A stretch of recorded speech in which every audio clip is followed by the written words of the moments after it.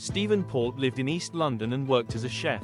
He was quiet, solitary, and often described as socially awkward.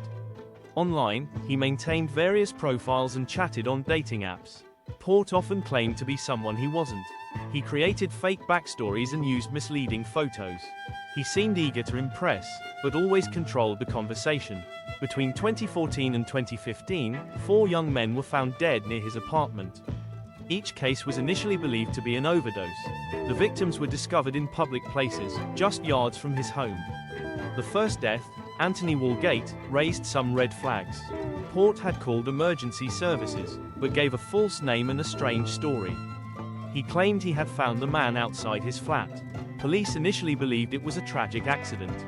Port was fined for lying to police but wasn't investigated further.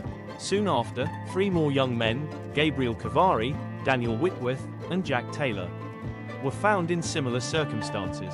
They were all in the same general area and had eerily similar causes of death. Despite the patterns, police treated each case as separate. They failed to connect the similarities. But the families of the victims were not convinced. They pushed for further investigation, questioning how so many deaths could happen the same way. Finally, in 2015, police reopened the case. They reviewed CCTV footage and retraced the victims' last known steps. That's when everything changed. Footage showed the men had last been seen with Port. In some cases, they were walking directly into his flat. The investigation revealed that Port had created a complex web of lies. He had fake notes to mislead authorities. He created online profiles to find and manipulate his victims. He used his knowledge of digital tools to cover his tracks. Port was arrested and charged in connection with the 4 deaths.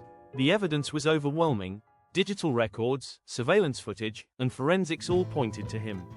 In court, the jury heard that he had targeted vulnerable individuals. He misused trust, created false identities, and tried to confuse investigators. In 2016, Stephen Port was found guilty of multiple counts, including murder and perverting the course of justice. He received a life sentence with no possibility of parole. The case led to a public inquiry. Police procedures were heavily criticized.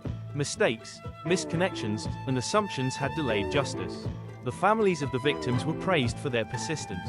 Without their pressure, the case may have remained unsolved. Stephen Port is now serving his sentence in a maximum security prison. His case serves as a warning about online deception and missed warning signs.